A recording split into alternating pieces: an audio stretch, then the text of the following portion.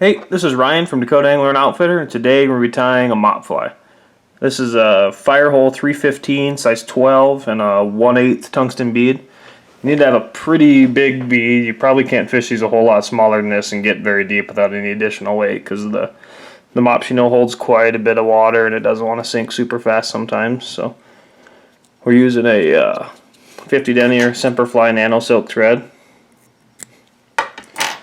And then, so start your thread at the front of the hook and go back just a little tiny ways.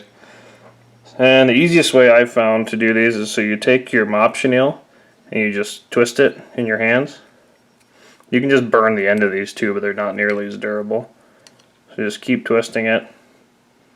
And you just double it over. And give it a couple more twists, kind of the same direction. And that's it. So, you can make these as long or short as you want to make them, but so take and tie that in. The gel spun thread's really nice for this because you can cinch it down and not build up a lot of bulk. Do about 4 good wraps of it there. Let me move the camera a little bit here.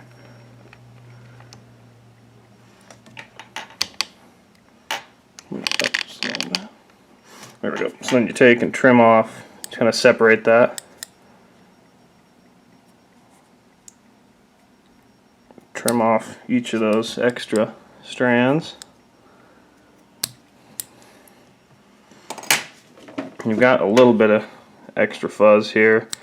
I've found you can sit here and monkey around with trimming this all day, or these aren't like a real sophisticated pretty fly. I'll just take and tie it down.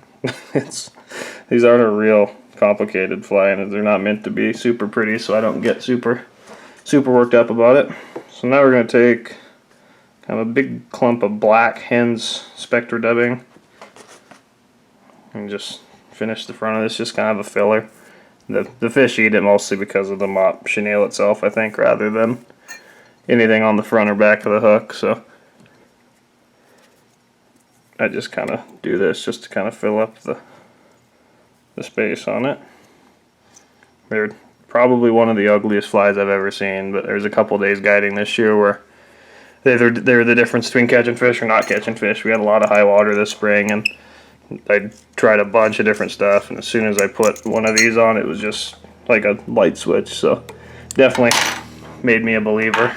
So then I take and you can brush out that dubbing on the front a little bit just to give it a little better look. That's it. That's how to tie the world's ugliest fly, the mop fly. I don't know, they don't look like much, but they definitely catch some fish. So give them a try. Thanks.